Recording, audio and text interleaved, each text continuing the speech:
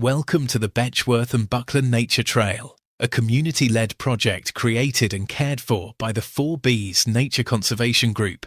This circular trail winds through the beautiful landscape of the North Downs and along the northern flank of the Mole Valley. The full walk takes about 2 hours. But in the next few minutes, we hope to give you a flavour of what makes this place so special.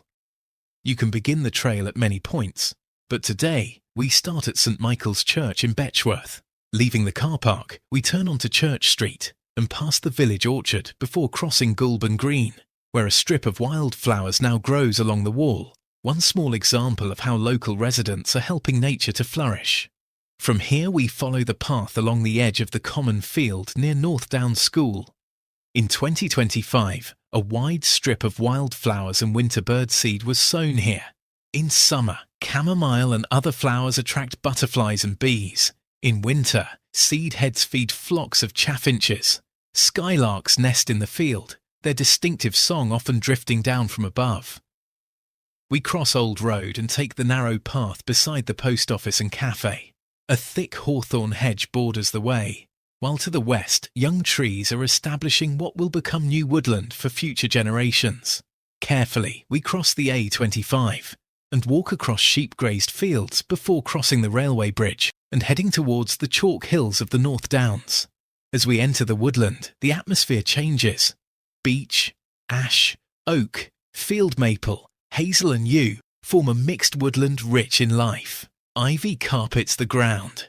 A staircase leads us to one of the highest points on the trail, above the old lime kiln, at the edge of Betchworth Quarry Nature Reserve. Here, on chalk grassland formed from historic quarry spoil, wildflowers thrive. Wild thyme, cowslip, marjoram, greater knapweed, salad burnet, wild carrot, dropwort and small scabious.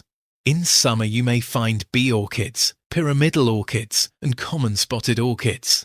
Butterflies such as chalkhill blue and Adonis blue dance across the slopes. Bumblebees and solitary bees forage among the flowers. This is one of the ecological jewels of the trail. We descend towards Betchworth Station, passing more wildflowers in spring and summer. Cross Station Road, immediately south of the level crossing. Along the railway fence line, coppiced hazel and beech woodland provide habitat for countless invertebrates and birds. Brash piles and fallen logs create micro-habitats for insects and fungi. High above, red kites have been known to nest in tall Scots pine on the north side of the railway.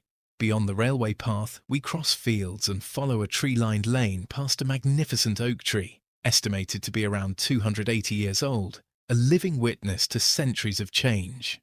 We cross the level crossing at the top of Rectory Lane and immediately encounter a marshy area rich in sedges, rushes and other wetland plants. A bit further on we arrive at Rectory Green, a species-rich acid grassland supporting wildflowers and butterflies in spring and summer. Rectory Lane itself is lined with woodland banks alive with colour and insects in the warmer months.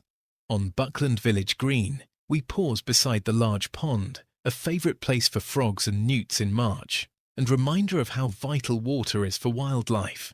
In summer there is a stunning display of water lilies. Crossing the A25 once more, we head south along Old Road before encountering a footpath path that leads across the fields towards Tranquil Wood, ancient woodland in the shallow valley of Slough Brook. In February, the ground here is transformed by a breathtaking display of snowdrops. From here, walkers may pause at the Red Lion or continue along Old Road to visit Betchworth Village Shop and Cafe. The path back to St Michael's Church car park is opposite the cafe to complete the circular trail.